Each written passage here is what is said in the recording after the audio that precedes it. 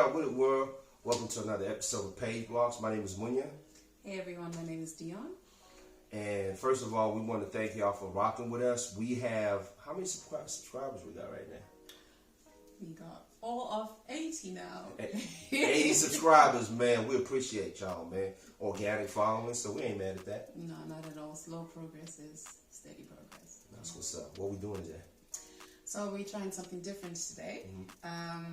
We thought we would bring you guys into our world. So today's show is titled Game Changers. So basically we're just showcasing a couple of books that have been sort of like pivotal, or what can we say? Just like, I want to say maybe instrumental. Instrumental, yeah. You know what I mean? And I you know, we started this podcast obviously because books are very important to us, and we just thought, you know, this would be a good way to kind of share with everybody, you know, our journey and how you know, how we came about the whole reading thing. For me, I would say reading for me has been a passport to you know, traveling to different places without actually being there. You know, increasing my vocabulary. Now I'm still to get there. I'm not all the way there yet, but you know what I'm saying. Can I just say, today feels like one of those days where I'm gonna need to borrow English. I don't know where that. You say that all the time. So yeah, so we picked 10 books each, which is quite difficult to narrow it down to 10. So this is not a definitive list. It's not the beginning or the end. This is, you know, just a couple of books. Should I go first? Yeah, before we start, I want to say, you know, just the show, of course, is sponsored to you by Spare. Stay positive, enjoy life. You see what we're doing. You see what we're doing. You see what we're doing. So stay positive, enjoy life. Follow them on Instagram at Spell Clothing. Website is coming soon. Yeah. Alright. So yeah. So the first book that I chose is Things Fall Apart by Achebe. Now this book was first published in 1958, and as most of us will know, Achebe is one of those pioneers when it comes to African writers. It's on my list too. It's on your list? It's on my list too. So I'm curious to see how many books we'll have in common at the end. So yeah, we'll see. So one so far. Okay, cool. So basically, the book is sort of centered around pre-colonial Africa, and it portrays a lot, you know, a lot of culture, norms, traditions, beliefs, and you know, there's a lot of aspects of colonialism and religion that are, you know, like woven into the story. And the setting is sort of like the Morphean society.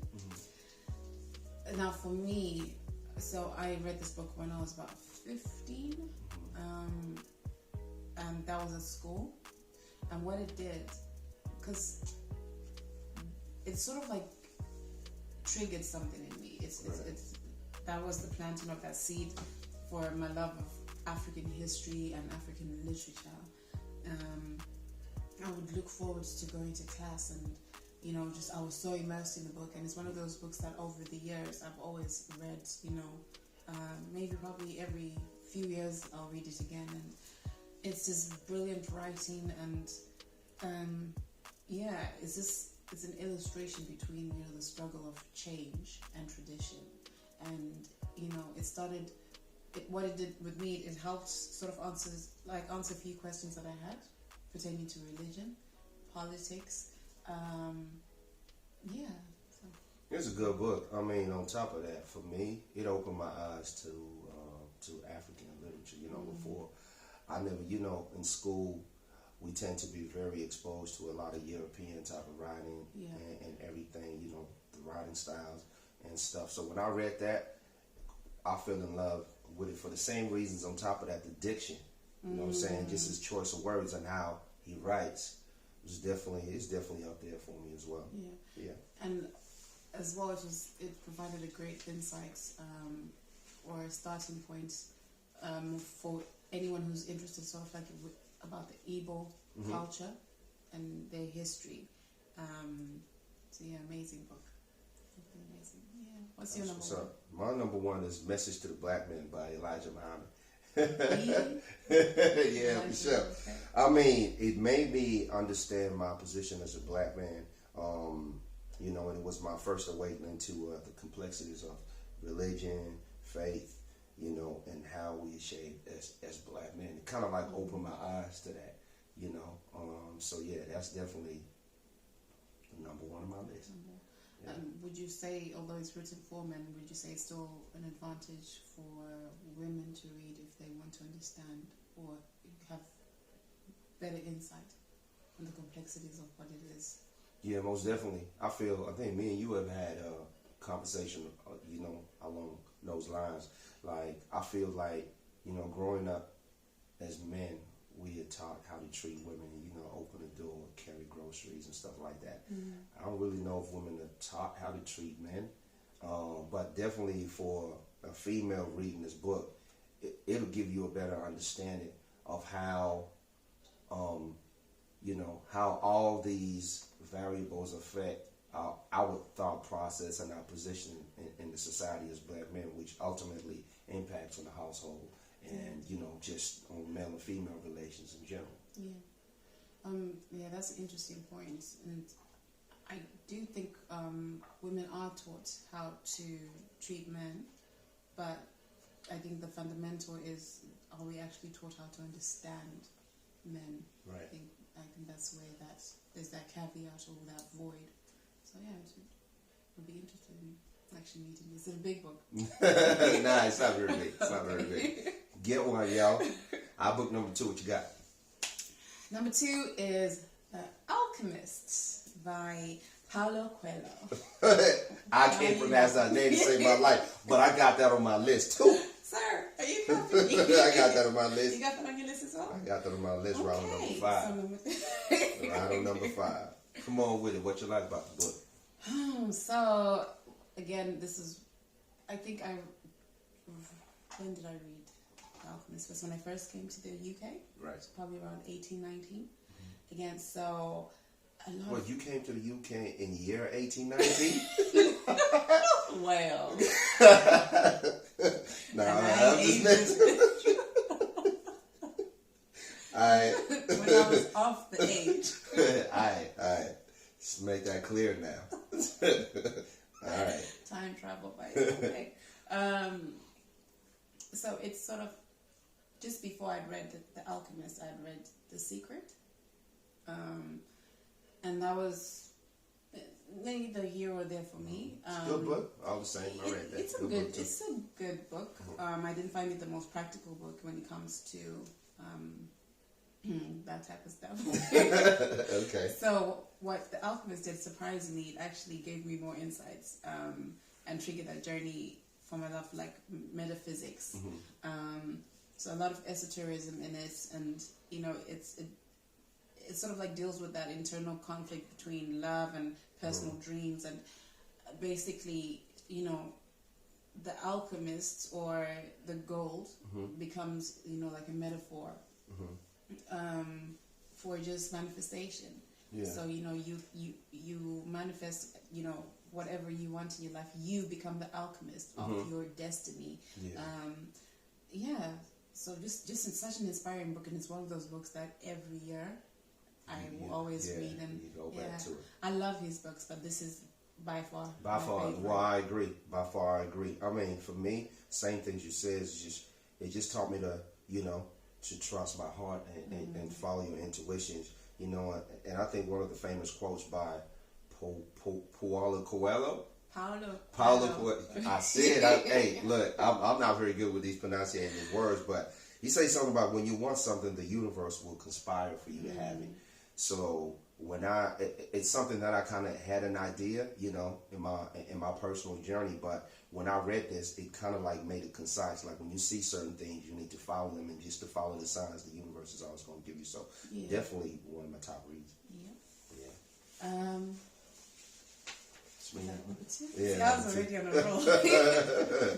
The Art of War by Sun Tzu, and I know it's on a lot of people top 10 list for reading. Yeah. And this was my first introduction to organized, strategy, thoughts, actions, and planning. You know what I mean? I love this book because it taught me I wasn't always organized as far as, you know, putting my ideas and strategies as far as where I want to be in life, as far as jobs, you know, financial strategy, and just basically, you know, navigating my way in society. So when I read this, it made me it made me really understand that strategy is important. And on top of that, you know, a lot of organizations use this book for like management theories and stuff like that. So it's definitely change management. Yeah. It's quite big in that. Good book. All right, number 3. Number 3, The Philosophy and Opinions of Marcus Garvey. So this is this book. You gonna show off? You gonna show off now? Cause I don't got my books right here.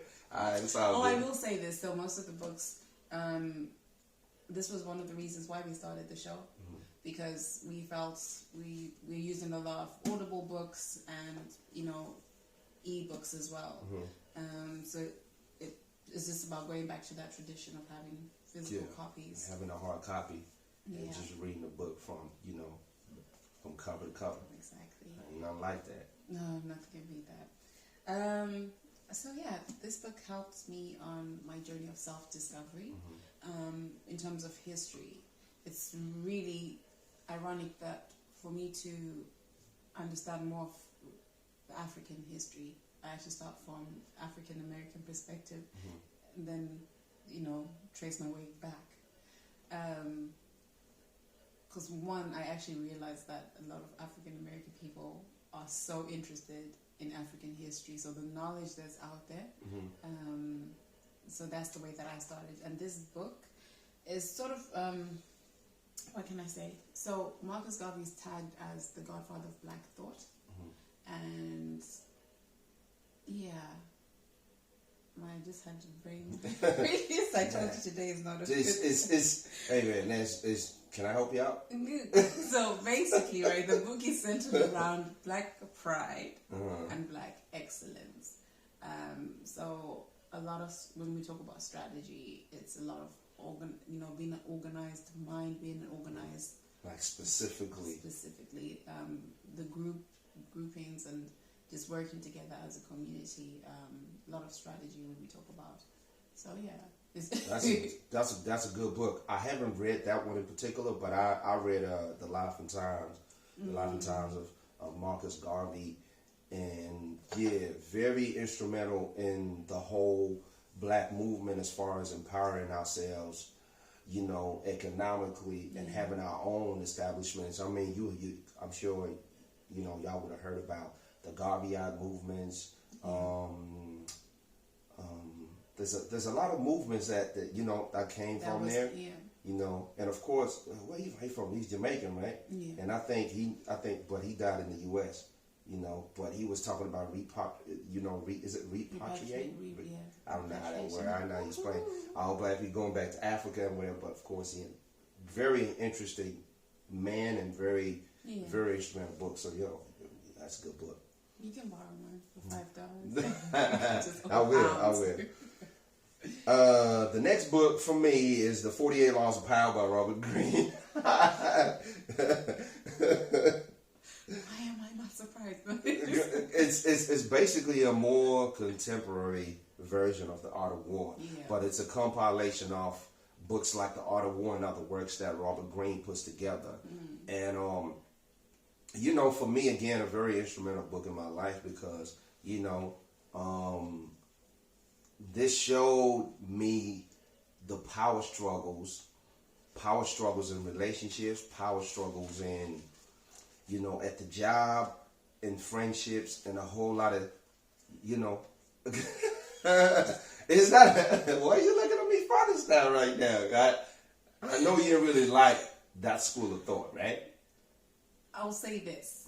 It works. I always grapple with a lot of my friends, especially who tend to be really dominant in the business world, because it works for them.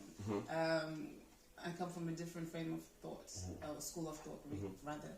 But I will say this, I guess anything in life can be used for good and bad. Mm-hmm. So I guess this is down to the intent. Yeah. And not, as long as you're not out there manipulating people. Nah. You know what? One of my favorite, one of the things that I wrote from it, I know there's this guy called Michael Foucault, and he writes everything and anything to do with power, right? And he says he says you have to look at us as people. We're living in this ball, like a fish tank, right? And there's power struggles and power dynamics that take place anyway. You know, it's like when you go to the church, there's a power dynamic where there's the pastor, and then there's there's the stewards, and there's whatever. There's structure, right? And within the structures, there's a hierarchy and power that come with it. Yeah. So this book just kind of shows you how to, because we don't have a choice but to follow this. I mean, when you go to school, you got to respect the teacher, and you there's always the police, and you have landlords and stuff. So it just kind of shows you how to navigate that. But you're right, it's not to misuse these what they talk about, but to kind of like really get a more understanding so you can navigate with a better understanding. That's what's up. My book. You actually sell that book very well. Hey, are you using the book on me? No. Okay, so number 4. I'm gonna have some coffee, guys. I'm struggling today. No, you're doing just fine. The 4th book is The Gospel of Hip Hop by none other. Go around the head and show off again. Knowledge Reigns Supreme, KRS-One. Signed. Signed. Okay. And she says she's struggling today. See how she's showing up? Listen, the struggle was real to get this because it was like one of the last copies. Right. And as you can imagine. Yeah. Okay. Mm-hmm. But I'm going to read just a bit of it's from the in back. good condition too, so you're looking after that. Thank you. So it says, I can find it. Okay. So, bear with me, guys. It's alright. Set in. So, this is a self-help book. That is a spiritual manual for citizens of hip-hop culture that combines classic philosophy with faith and practical knowledge for fascinating in-depth exploration of hip-hop as a life path. So basically, this is sort of like a blueprint or an encyclopedia of hip-hop. And I guess what KRS-One was trying to do was to help people understand, because with hip-hop, it's a lifestyle, it's a culture. So it's just not the aspects of music. So he really goes deep into it, and my bad. It's basically at the beginning there's sort of like a linguistic exploration of the words that are used in hip hop, and then it's sort of centered around the philosophy of like peace, truth, self-reliance, and unity as well. So like we're just talking about working as one, as a unit, and he always sells that message. And I think one of the misconceptions that some people might have is sort of like it's pro-black. It's not pro-black, it's pro-human. Yeah. Because most of the struggles that we would face as a community, a lot of people go through them. Be it might not be necessarily the same way. But yeah, so that's one of the reasons why I'm a great sort of like follower of KRS as a teacher. Yes, teacher, yeah. I watched one of his lectures, and he was actually talking about secret societies. He went deep into that, and I wound up buying a book about secret societies, and just delving into it. So KRS-One is definitely one of those people that everybody should follow. I mean, I'm a huge hip hop fan myself, and I think what a lot of people don't understand, like what you were saying, is hip hop, as far as the music, is only one part, because hip hop has 5 elements, right? We got the music, we got graffiti, we have breakdancing, DJing, and the music. That's part of it. and then knowledge is the fifth one. So, you know, as if you notice, like some of the greatest MCs like Nas, you know, Rakim, KRS-One are very knowledgeable people. So, you know, so actually reading and just being, you know, involved in the quest for knowledge is very hip hop. You know what I'm saying? So, so, you know, that's a good thing that you brought that book in. You know, 5 stars for that. Thank you. And what is your number 4? Number 4 of my book is Emotional Intelligence by by Daniel Goleman. Man, the godfather of emotional intelligence. He's the godfather of emotional intelligence. Yeah, I mean, this book helped me deal with my, you know, with my emotions and how to better handle my emotions. A lot of us in the, you know, in the community, you know, we grew up without our fathers or without like a lot of, you know, male role models. You know what I mean? So sometimes how we deal with our emotions, sometimes it's not the best way. And what I noticed coming up is a lot of us end up sometimes in jail or, you know, in situations that are not favorable to our existence based on reacting off our emotions. You know what I'm saying? So this book can help me grasp, you know, my emotions as far as that. And, you know, you definitely want to read it because before, and again, you know, I'm an older statesman and we came up on IQ, but when I came across this book, man, that whole IQ thing just went out the window. And I was like, this is my new way to kind of like really kind of like be in control of how I handle myself, both as a human being and around other people. Wow. I cannot emphasize the importance of that book and understanding emotional intelligence. And like you mentioned, I think, you know, most people can relate to this, where sometimes people were taught to suppress emotions rather than actually process the emotions and understand why you're feeling some type of way. Just a simple example is that sometimes it's seen as a weakness for a man to cry, which is actually the opposite, because those emotions are there for a reason. So very powerful book. In terms like our work, it was very much centered around emotional intelligence when you talk about organizational development.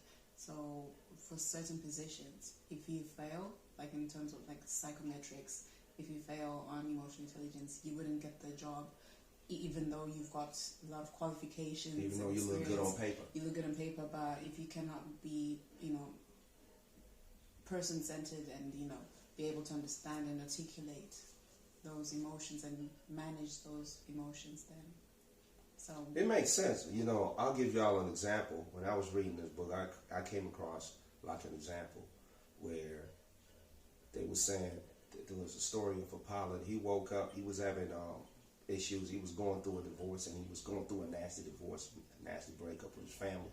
And he woke up on the wrong side of bed, emotions all over the place. Like, I've had it, you know, money situations, the house and whatever.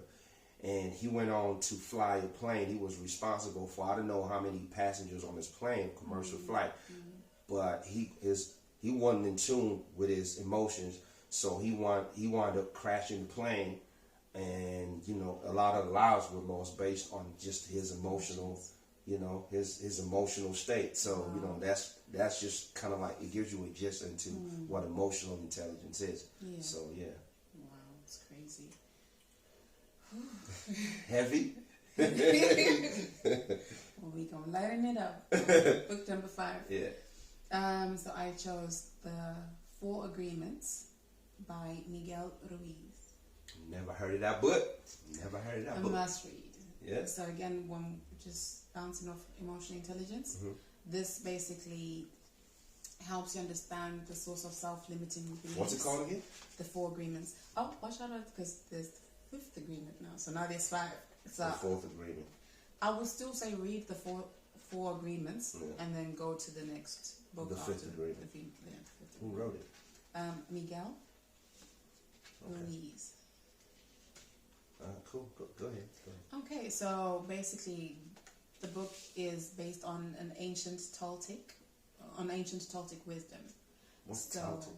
The Toltecs were men and women, were sort of like guardians of sacred knowledge in Mexico, Right. like thousands and thousands of years ago. And so basically, it's a code of conduct that's, you know, can help you sort of like transform your life, you know, for you to experience that freedom or true happiness, or be it whatever you seek in life. So the 4 agreements, I'll quickly read them, are be impeccable with your word. And I like that. And then it really breaks it down, the cause and effect of all the power of that words have. And then the second one is do not take anything personally. That one is a bit like, you know, it sounds easy to say them, like when you actually, because with all like these self-help books, it's you have to put them in practice. Yeah. It can be a good read, but it's you have to live them every day. So the third one is do not make assumptions. And one of my favorite quotes is assumptions is the mother of all. Okay. Y'all know. Y'all know. And then the 4th one is always do your best. I know you will like that one because you always push One that of my narrative. favorite sayings: "Do the best you can with whatever you have." Yeah. And then so the 5th one that they've added now is, or that he's added, is be skeptical, but learn to listen. So I would definitely say, and again, it's one of those books that it's a continuous read. You just don't read once, and again, like I said, you have to. The proof is in the pudding. You have to exercise. Oh my! This new session. No, yeah. So you have to practice. Okay. So yeah, that's the 5th book. That's the 5th. My 5th book was The Alchemist. Remember? Okay. So I'm gonna go around to number 6. Okay. Which is. I'm jealous.